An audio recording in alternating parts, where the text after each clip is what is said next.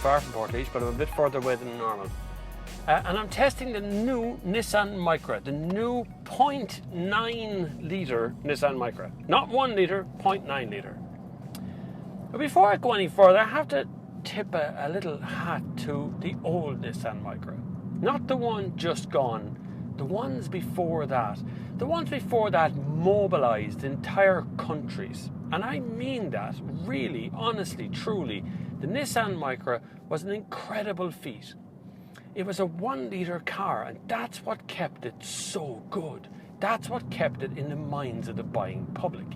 They knew that the best, biggest car that a young driver could have had to have a small engine, because there's no way a young driver is going to get tax, insurance, or anything on a bigger engined car. And so the Micra stuck to its guns and kept a 1 litre engine going. But not only that, older Micras had a timing chain put in instead of a timing belt. But then somewhere along the way, a designer came and designed a Tida.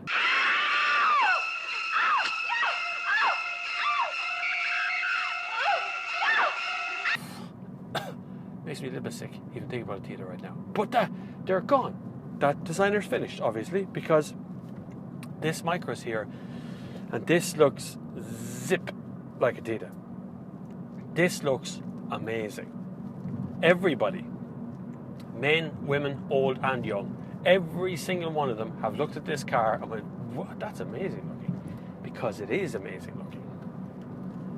It looks fantastic from the outside. It looks great on the inside. That vibration sound you just heard there. I don't know if you heard it or not, but that vibration sound, lane departure, listen. And the whole vibrating column thing goes as well.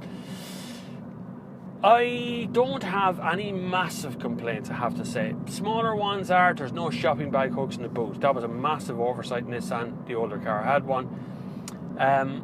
Also, the door handles on the back are a little bit weird for kids to open. They don't seem to be able to grip them and pull them at the same height because they're so high up on the ground. I know that's a tendency of new cars now. Enter the Clio and pretty much every other car is out there with the high door handles. Windy windows in the back, a safety measure? I don't think so. Windy windows are like, gone with the wind. It should have been gone long ago. That cheapskatey feel. And I know you're not alone. I was in the Ford Fiesta the other day, windy windows in the back, Renault Clio, windy windows in the back. The windy window thing is for saving money. I've heard someone quote is for safety. What part of safety is windy windows? What, you can open it when it goes into an ocean or into a lake? Don't know. It's my only other bugbear in the whole car. Road noise is a little bit on the high side.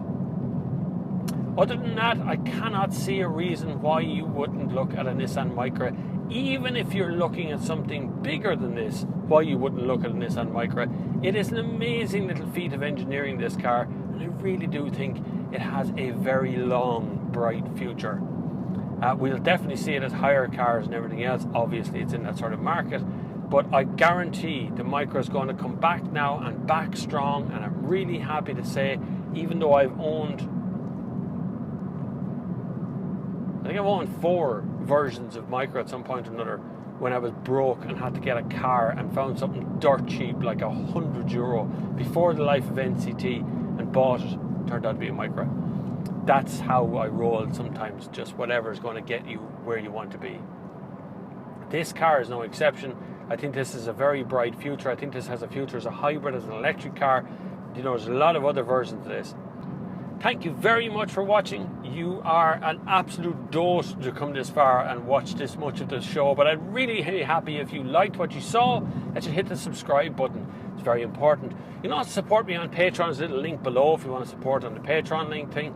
If you want to check out other bits and pieces on my channel, you will see that you can enter a competition to win tickets to see Casey Neistat later on in the year in Dublin, in Ireland.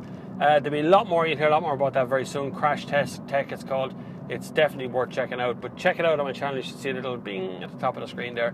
Until the next time, I will see you on the far side.